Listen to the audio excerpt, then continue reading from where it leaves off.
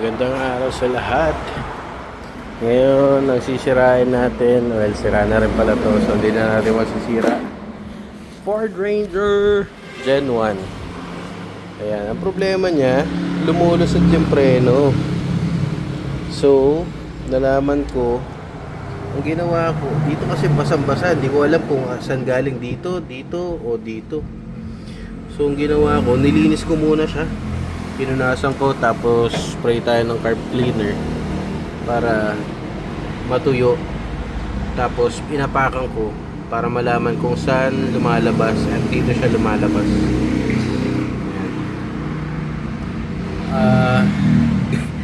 Nakakatawa lang yung setup nito. Ganyan talaga siya nung nabili ko. Tapos itong hydrovac natin is Hyundai Kia. So malaki ang pang van, pero ang hina ng preno nito. Hoping na ito yung sira, kasi nung ni-start ko at tinanggal ko to, sobrang lakas ng vacuum niya. Mas malakas pa yung vacuum niya kaysa dun sa Starex natin. So check natin, ayusin muna natin to, i-bleed natin ng maayos para malaman natin kung baka mamaya hydrovac talaga yung sira. Bumili nga ako nito, akala ko kailangan natin magpalit ng connector, pero mali din yung nabili ko kasi yan. So buti na lang, well, hindi naman natin siya kailangan. Ito lang, nung tinanggal ko to, nakita ko parang kailangan niyang i-reflare para mag-seal. So hindi tayo nakapag-Shopee kasi may biyahe tayo mamaya papuntang Manila. Galing tayo dito sa Pangasinan. Kaya salamat Inco sa murang tools. So mura na siya, 520 pwede na. Kaysa doon sa mga auto supply dito sa paligid. Ang benta sa akin nito sa auto supply 1,350. Kaya pwede na kay Inco, 520 lang. So i-flare natin yung hose para mawala na yung tagas. Simulan na natin ng pag-flare. First time ko lang din gagawin to, kaya hindi tayo expert pagdating sa flaring. First time ko lang din magkaroon ng flaring tool. So lalagay natin siya dito sa by mm, kasi itong sukat ni Inco. Lalagay natin siya sa 5mm. Since nung ginamitan natin ng caliper tong brake tube, 5mm daw siya. Meron na kasi tong flare, ayan o. I-re-flare lang natin siya, pabubukahin lang natin lalo. Yan. So mas nakabuka na siya ngayon kaysa nung una nating flare. Kabit na natin. Natin to steel brush para mas makita natin yung tagas. Na-reflare na natin, nalinis na rin natin, nahigpitan na natin. Tingnan natin kung effective yung ginawa natin. Start natin, tapos apakan natin ng matigas yung preno.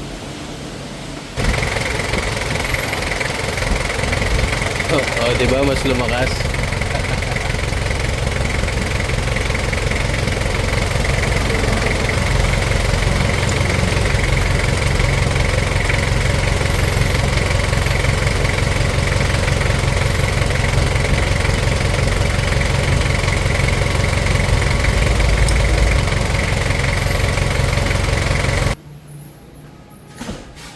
Mas lumakas yung tagas. Ibig sabihin, kailangan natin talaga siyang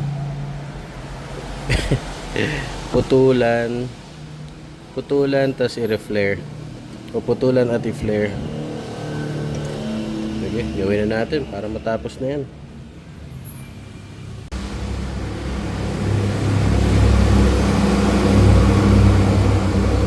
Gawin natin ang cutter.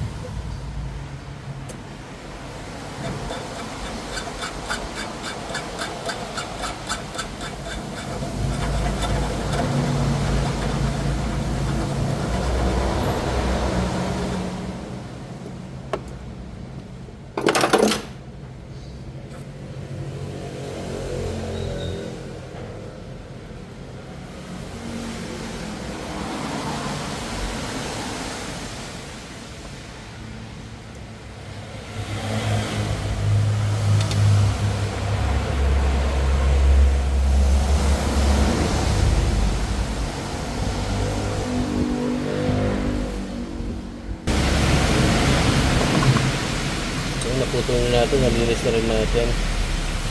Double flare sana yung gagawin ko, kaso wala tayong adapter ng pang double flare. Kaya no choice tayo. Single flare ulit.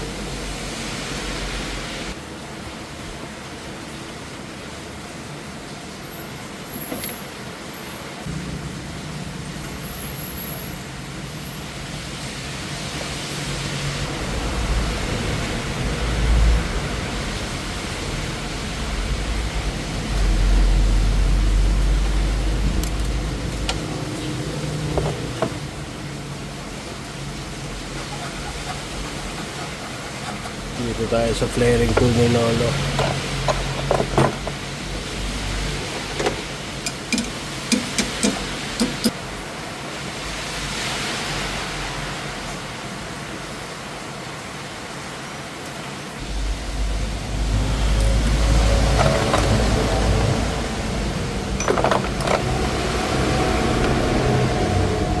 Pumuka ang ating flare ulit.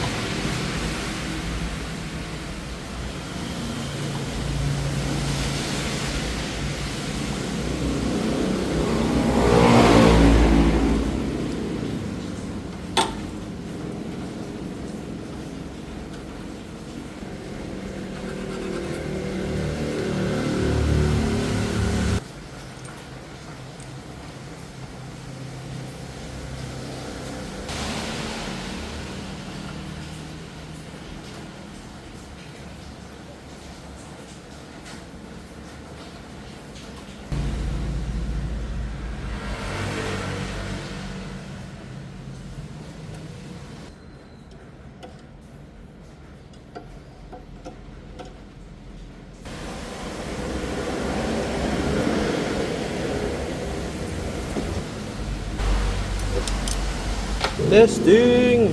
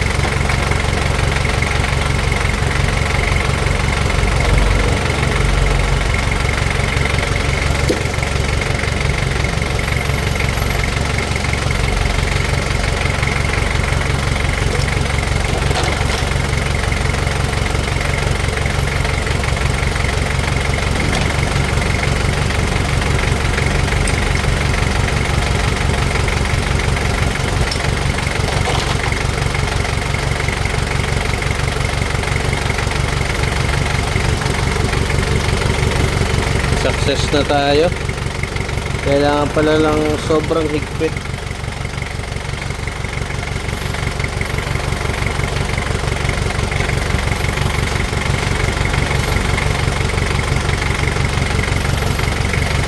Testing pa ulit para sure.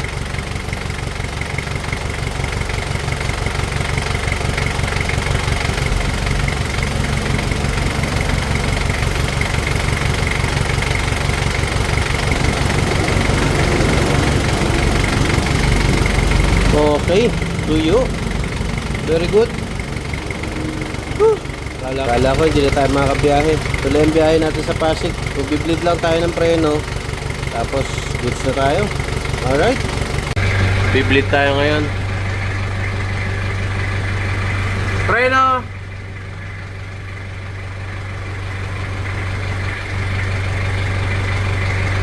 Masik sa mukha. Bitaw! Grabe. Kakatapos ko lang ng test drive. Hindi ko na-record. Pero sobrang lakas ng preno.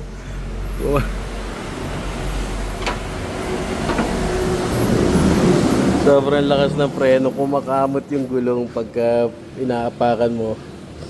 Goods na goods. Kaso parang kailangan muna natin sanayin yung sarili natin sa preno nito. Kasi dati talaga ang hina ng preno nito.